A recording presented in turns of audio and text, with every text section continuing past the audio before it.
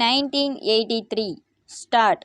Sir, I wish to offer my hearty congratulations to the Honorable the Chief Minister on the budget that he has been able to present to the House this year.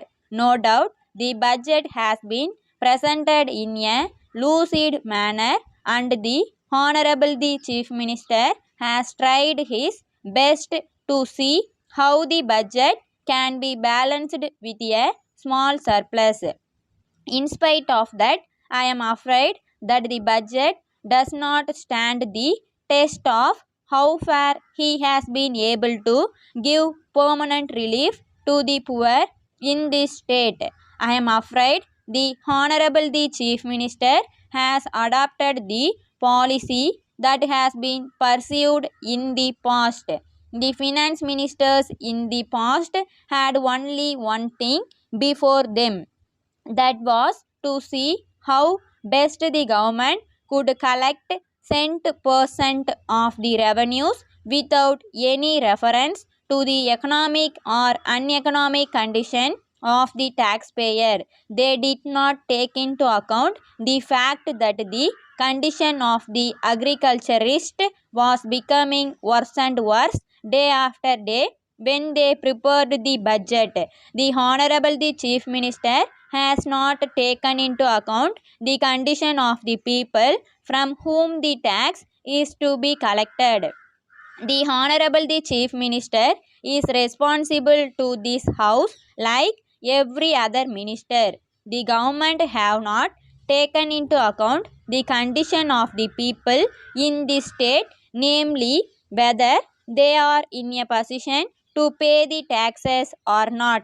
I would like to ask on this occasion what measures the government are contemplating to give relief to the agriculturist.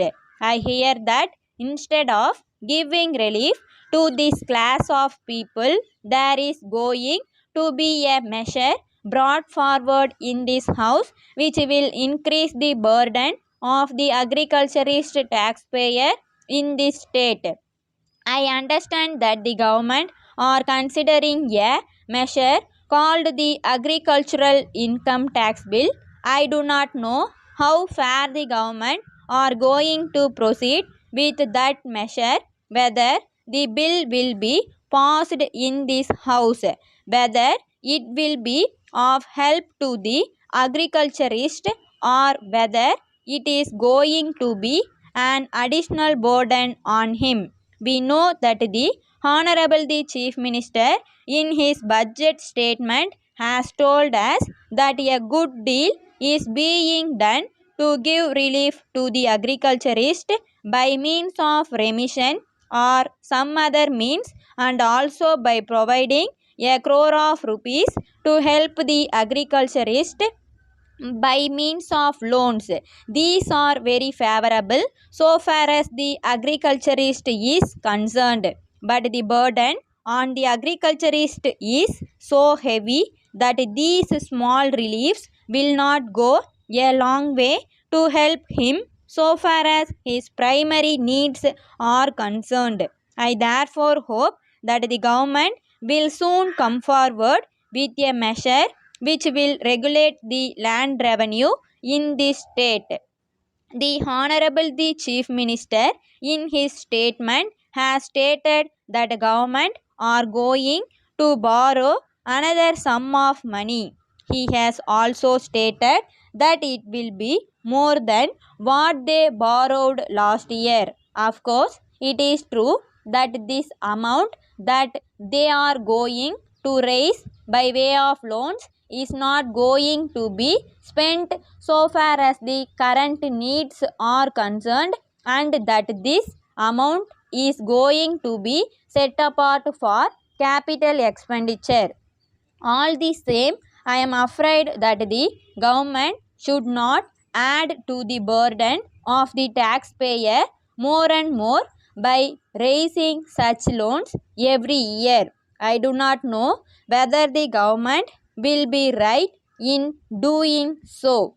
Letter from Balaji and Company, 3 Armenian Street, Madras, to Messrs. Sundaram and Company, Booksellers and Stationers, 5 South Mossy Street, Madurai. Dear Sirs, we thank you for your kind enquiry of the third instant. We are glad that you are interested in purchasing your requirements from us. So we have taken special interest in giving you all the particulars that you are requiring in this connection. As you have desired, we are enclosing a list of the items of stationery that we usually supply to our customers.